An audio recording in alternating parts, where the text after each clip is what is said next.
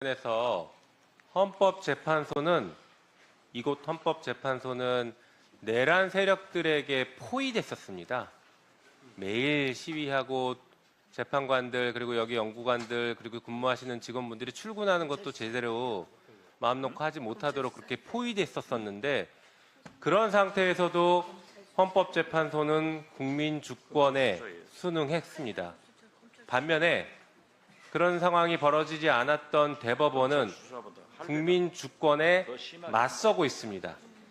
그래서 저는 국민의 대표로서 저 역시 국민 주권에 순응했던 그리고 민주주의를 지켜냈던 헌법재판소에 감사 인사를 드립니다. 자, 그럼에도 불구하고 또 지적할 건 지적해야 될 것 같습니다. 화면부터 보시죠. 우리 사무처장님, 현재 180일 이상 장기 미제 사건으로 분류되어 있는 사건들이 보시는 것처럼 저렇게 많습니다. 왼쪽은 2024년이고 오른쪽은 이제 올해 기준인데요. 특히 2년 이상 장기 미제가 작년에는 400건이 넘었고 올해는 또 393건인데 올해 연말까지 가면 이게 더 늘어날 것 같습니다.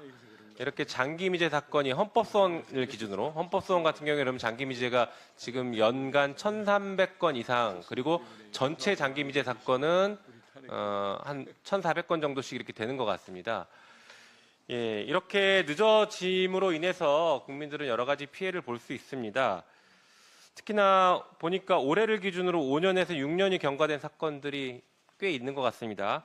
예를 들어서 지난 2020년 10월에 제기한 헌법소원이 아직도 결정나지 않고 있는 게 있는데 수도법 및 상수원 관리규칙에서 규제하고 있는 건축물의 설치, 영업허가 제한 등의 규정이 헌법에 보장된 평등권과 직업선택의 자유, 재산권, 지방자치권 침해 등을 한다는 이유로 헌법소원이 제기된 사건이 있습니다.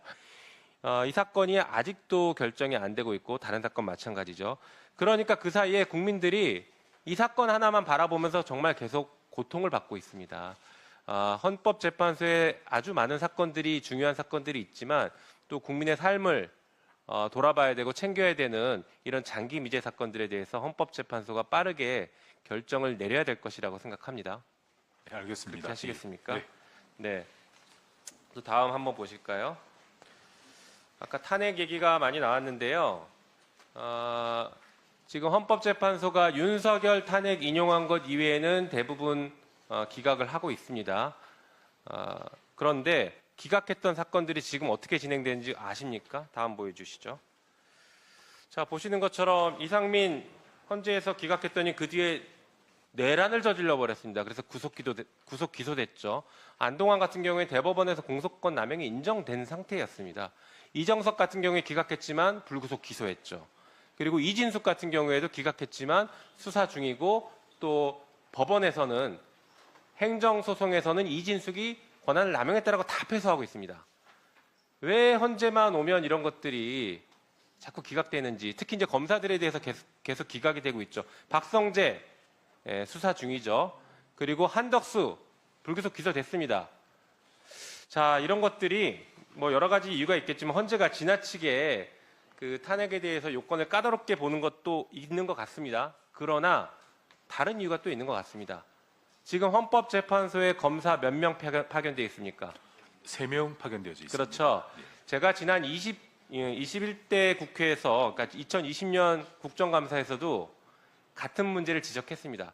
헌법재판소에 검사가 파견되어 있다 보니 당시 헌법소원과 관련해서 형사사건, 검찰이 처분한 사건에 대해서 인용률이 낮을 수밖에 없는 것 아니냐, 그쪽 눈치를 볼 수밖에 없는 것 아니냐, 혹은 그쪽 당사자의 입장만 전달되는 것 아니냐라는 문제 제기를 했는데 거기에 대해서 조치를 취하겠다고 하셨지만 아직까지 취해지지 않고 있습니다.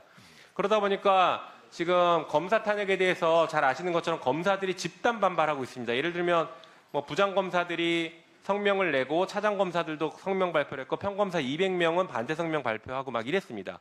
그리고 탄핵 대상 검사들을 지원하기 위해서 검사동호회에서는 변호사비까지 주려고 규칙을 개정하려고까지 했었습니다. 이런 분위기 속에서 헌재에 파견되어 있는 그 검사 3명이 과연 제대로 된 입장을 얘기할 수 있겠느냐. 당연히 계속 반대했겠죠. 검사 탄핵하면 안 된다라는 여러 가지 방해 작전을 폈을 거라고 저는 생각합니다. 자유롭게 어렵다고 봅니다. 그러니까 검사 파견 빨리 철회하시고 헌법재판소에 독자적인 판단을 하기 위한 위한 구조를 만드셔야 될 것 같습니다. 네, 알겠습니다.